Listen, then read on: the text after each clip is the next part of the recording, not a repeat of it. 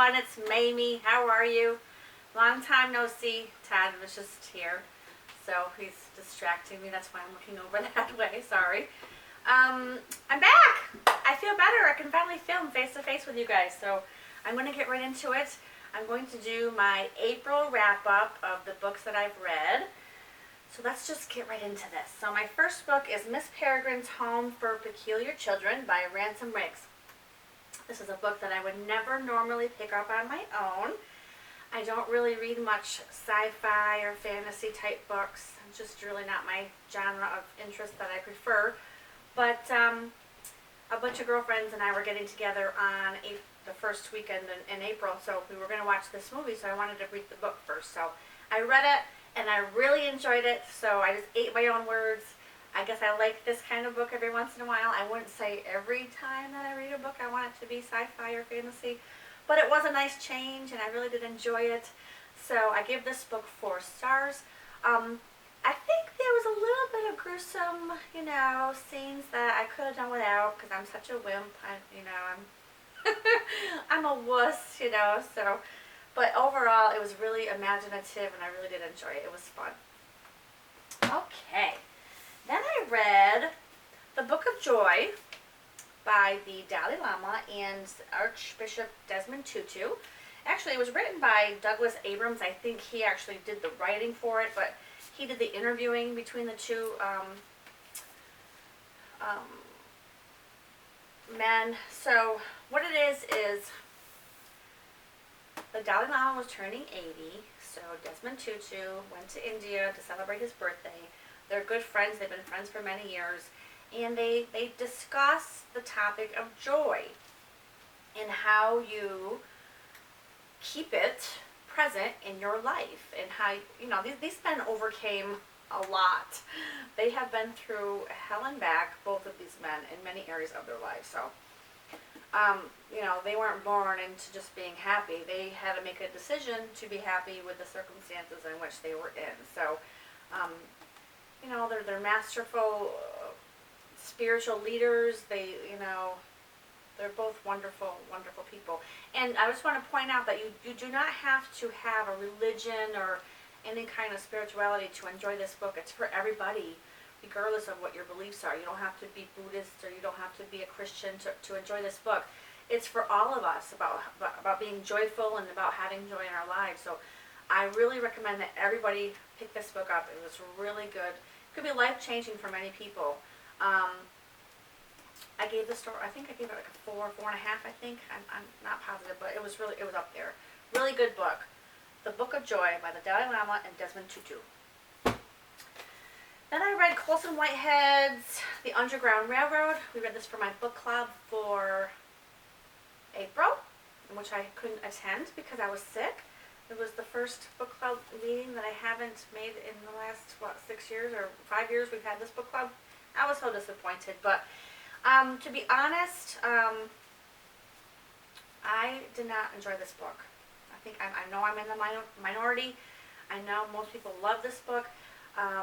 It just didn't work for me. I love the subject matter of the time period, and I love books about how people overcame slavery and the struggle and the horror of it all. I mean, I really do usually like those kinds of books, but for some reason, I just didn't think this book flowed well for me. I didn't find it compelling. I didn't find the characters memorable. I didn't think about them when I wasn't reading about the book. I do think that this author is brilliant. I think he is, has a vast vocabulary, and the actual book itself is important for people to read books like this so they know history and what really happened. And I think it's an important book, but the writing or the flow of the book just wasn't there for me. I gave this book a 2.5 stars. After reading the heavy book of The Underground Railroad, I needed something a little bit lighter. And again, I don't normally pick up a young adult book, but I had seen this on YouTube. I can't remember who, I'm sorry to give credit for where I saw this, but All the Bright Places, a girl at work had the book too, so I was like, oh my goodness, I want to read that book. So So she read it, and then I read it, and I loved it. All the Right Places by Jennifer Niven. It's about two high school kids who have some issues, which who doesn't have issues, right? But it's about their story. It's about teen drama, teen love. There is a trigger warning. There is mental illness in this book, so if that's something that you're not interested in, I wouldn't suggest that you read this, but loved it. Very well done. I did not want to put the book down. I loved the characters. I felt as though I could relate to them, and I so wanted the best for them. It was really a good read. Very easy, very fast, very quick, but loved it. Gave it 5 stars. I think I had two books this month that I gave 5 stars. This was one of them. Really, really good. Then I read Brain Over Binge by Katherine Hansen. This is her story of her eating disorder. She was bulimic, and it says why I was bulimic, why conventional therapy didn't work, and how I recovered for good. It's about her story. She didn't use conventional therapy to overcome her eating disorder. She talks about the animal brain. She talks about the human brain and how you have control over one. It wasn't hard to read. It wasn't so medically, the terminology wasn't so deep where I didn't get it. But it was some parts she talks about. It was just so simple, just to quit binge eating, and it was a little oversimplistic for me. I gave it 3 stars. I did like it. I think her story is quite interesting. How she overcame her binge eating and her purging of over exercising. But I hope it helps many people. I don't know. I can't say as though it's gonna help me in my issues, but a very interesting read. I gave it 3 stars. And then the gals on YouTube, I think their group is called # on the booktube shelf. There's a bunch of gals on there that they have a book club on YouTube where they read a book, and each girl does a video after you reach the certain page that they have divided up amongst them. So I joined them this month for Paper Butterflies by Lisa Heathfield, and again, I loved this book. Trigger warning, there's child abuse in this book, so just beware. I thought it was fantastic.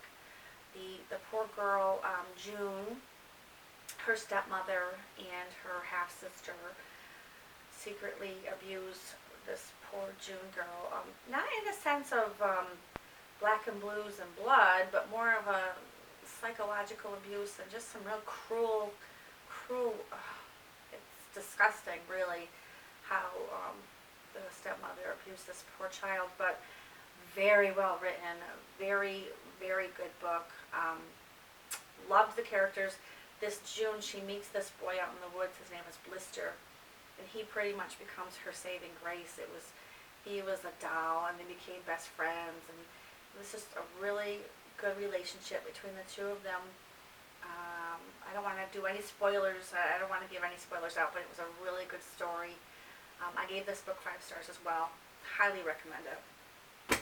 And then last but certainly not least, I read Lillian Boxfish Takes a Walk by Kathleen Rooney. This was my Book of the Month Club choice for, I think it was January. Yeah, that's how far behind I am on all my books. I keep buying books, but I'm not reading them quick enough. But this was a really good book about an 85-year-old woman, but she says she's 84 because she's so sassy. An 85-year-old woman takes a walk on New Year's Eve in 1984, and she lives in Manhattan, and it's all about her life story. In the 1930s, she was one of the most popular women advertising agents for Macy's. She was very popular. She was she was a poet. She was very well known for her advertising for the store. Great book. She takes a walk New Year's Eve, and she goes to different landmarks in the city where she has memories from, and she discusses like each memory with you, and so you get to learn a lot about her. She was a wonderful character. I felt like I knew her. I love older people. I learned so much from older people. I think they're very wise, and they have a lot to say, and we younger, I mean, I'm not young, but if the younger generations only paid more attention to what the older people have to say, I think this world would be a better place, but that's just my opinion. Anyways, really cute story. I wouldn't say it was cute, it was a really good story, very well written. There was one section in the book where when Lillian gives birth to her son, she had one son, and there was a little paragraph in the book that I marked off because my mouth dropped. I'm going to read it to you really quick. So she gave birth to her son, and these were her thoughts. She says, "But the other thing I felt that no one had ever told me I might was that as much as I loved him, I could never be totally sure that I wanted him around forever. I did not know if my life was categorically better for having him here." I wrote "wow" in the margin because I thought it was the most honest thought I've ever read or heard anybody say becoming a new parent. I thought it was really, it moved me. I thought it was a really beautiful little paragraph. But that was how the book was written. It was beautiful. Highly recommend it. I gave it 4 stars. A little slow in the beginning. That's why I gave it 4 stars instead of 5. In the beginning it was a little bit slow, but once I got into it and I got to know Lillian a little bit better, I was very intrigued by her, and I couldn't wait to visit her when I wasn't reading the book. So very cute. Anyways, if you guys have read any of these books, oh, I'm drinking a tea. Pucka Love Tea. I just got this at the store this week, and I got it cooling right now as I'm speaking to you. So hopefully it's a good tea. Let me know if you have any good teas to recommend. I can't do any caffeine. I can only do herbal tea. I can't have caffeine. Long story, but anyways, so if it's herbal, any good suggestions, let me know.